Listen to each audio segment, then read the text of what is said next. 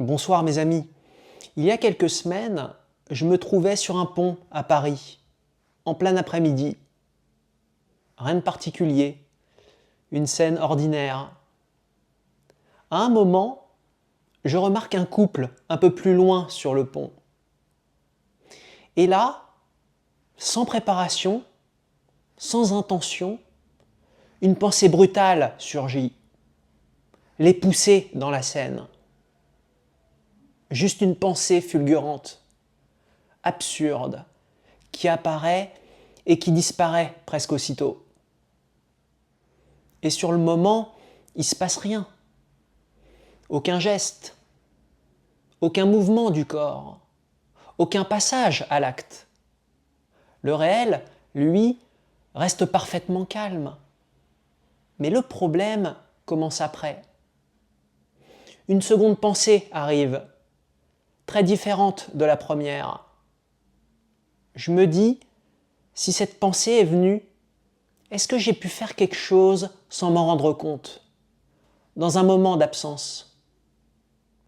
Et à partir de là, tout s'enchaîne.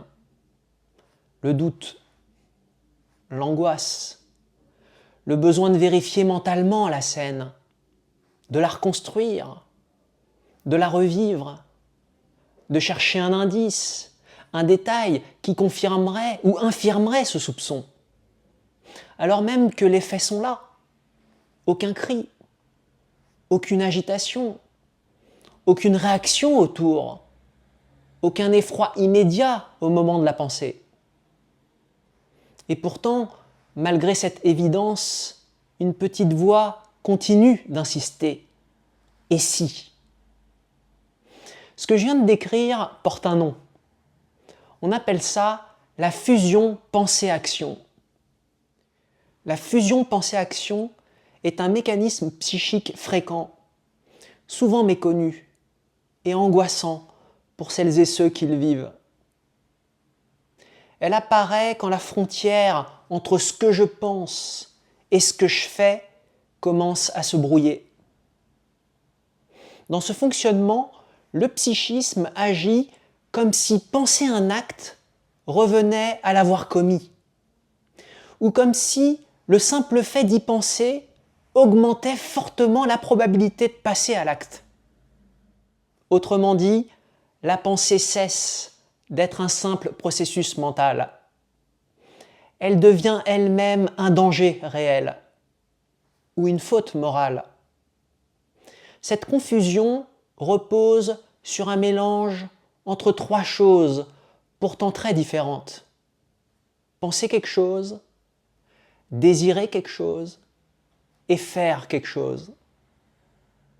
Et quand ces niveaux se confondent, des phrases intérieures apparaissent, du genre « si j'ai pensé ça, c'est que quelque chose ne va pas en moi. Si cette pensée est venue, c'est peut-être que je suis capable de passer à l'acte. Ou bien, et si j'avais fait quelque chose sans m'en rendre compte, dans un moment d'absence?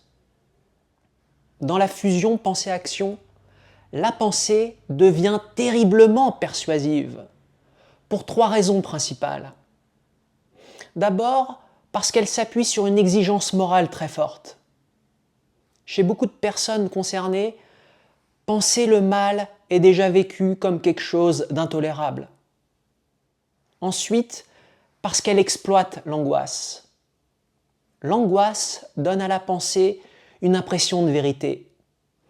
On se dit, si ça m'angoisse autant, c'est que c'est réel et grave. Enfin, parce qu'elle s'inscrit souvent dans une histoire plus ancienne d'hypervigilance et de traumatisme. Le système nerveux a alors appris que le calme pouvait être trompeur, que l'absence de danger apparent n'était pas une garantie suffisante. Dans ce contexte, une pensée intrusive ne reste pas une simple pensée. Elle devient un signal d'alarme, une accusation, parfois même une quasi-preuve. Mais il est important de clarifier un point. La fusion pensée-action n'est pas une pulsion. Elle n'est pas un désir caché. Elle n'est pas une perte de contrôle. Elle n'est pas non plus le signe d'un danger imminent. La fusion pensée-action est un mécanisme anxieux. Elle est un mode de fonctionnement erroné du système d'alerte. Et c'est là un point souvent contre-intuitif. La fusion pensée-action ne touche pas des personnes dangereuses. Elle touche très souvent des personnes responsables, attentives à la morale et profondément dérangées par l'idée même de nuire. Les personnes réellement dangereuses ne passent pas des heures à douter, à vérifier, à s'angoisser, à se juger. Elles ne passent pas des heures à chercher à ne surtout pas nuire. La fusion pensée-action est donc un paradoxe. Plus on est responsable, plus on peut devenir prisonnier de ce mécanisme. Je vais maintenant partager quelques pistes que j'applique personnellement pour atténuer l'angoisse. Ce ne sont pas des recettes miracles, mais une discipline intérieure qui progressivement fait baisser la charge anxieuse. La première chose que je me force à faire est de réaffirmer la distinction pensée-action. Une pensée est un processus mental. Une action, quant à elle, engage le corps, le monde, et laisse des traces. Penser n'est pas agir. Même penser quelque chose de choquant. Cette distinction peut sembler évidente intellectuellement, mais elle doit être réapprise corporellement, par le système nerveux et par le biais de l'expérience. Il faut aussi s'appuyer sur le réel, mais une seule fois, pas 100 fois. Quand le réel est calme, quand rien ne s'est produit, quand aucune conséquence n'est observable, ça constitue une preuve suffisante que rien n'est arrivé. Et donc, on se doit de constater par le réel qu'on n'a rien commis de dangereux. Mais il ne faut surtout pas le constater sans fin. À un moment donné, il faut pouvoir se dire « Stop, cette question a déjà été traitée ». Troisième chose difficile, il ne faut plus répondre à la pensée intrusive. Une pensée intrusive n'a pas besoin d'être réfutée. Elle a besoin de ne pas être traitée comme une question. Quand elle revient, je tente de faire quelque chose de simple. Je la reconnais comme intrusive. Je veux dire que je sais d'où elle vient, pourquoi elle est là dans mon parcours de vie. Mais je ne la combats pas, je ne la développe pas et je continue ma vie.